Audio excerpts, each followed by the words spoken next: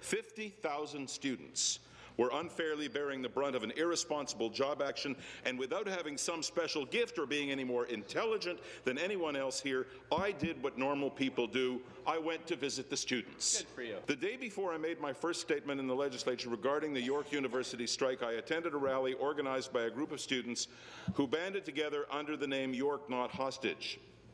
And this was the thing that I suppose caught my fancy when I went out to that original rally, and I was handed a piece of paper by somebody that listed 18 universities in the province of Ontario that are attached in one way or another through labour agreements with CUPE. CUPE has obviously been orchestrating these agreements to expire at approximately the same time. Over half of the universities in the province are now affected, and if York goes ahead as the union would want, then we would go above half, U of T the same thing, and ultimately approximately 14 of the 18 universities would be affected. So the end game would appear to be to bring the province to its knees with over 300,000 students being affected midway through 2010. 10 Ontario universities will be negotiating new contracts with their faculty before the end of this year. If you mess those talks up like you did at York, Ontario will be faced with massive province-wide strikes, and again, only the students will suffer, and they too will be looking for compensation from this government. As we speak, the CUPE local at U of T may be preparing for its own job action. You should have acted before Christmas. You should have followed the advice of our colleague from Thornhill. And you know that what's really behind the strike at York is the fact that CUPE wants to ensure that all universities that are under their belt, that their contracts will all come up at the same time so they can put on one massive province-wide strike in the middle of next year.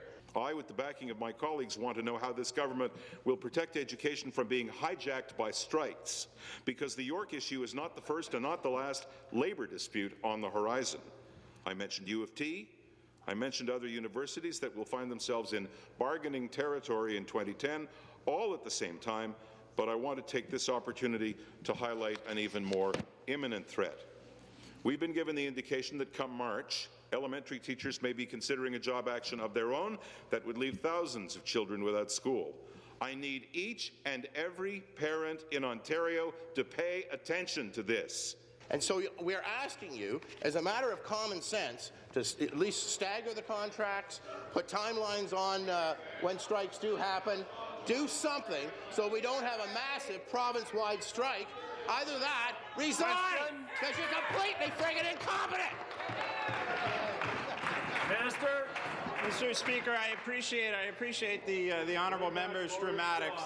But as I say, Mr. Speaker, 75 days a strike went on at York University under his watch, and they failed to bring back the legislature. Mr. Speaker, we believe in the collective bargaining process, and one of the unfortunate byproducts is that strikes and lockouts occasionally happen.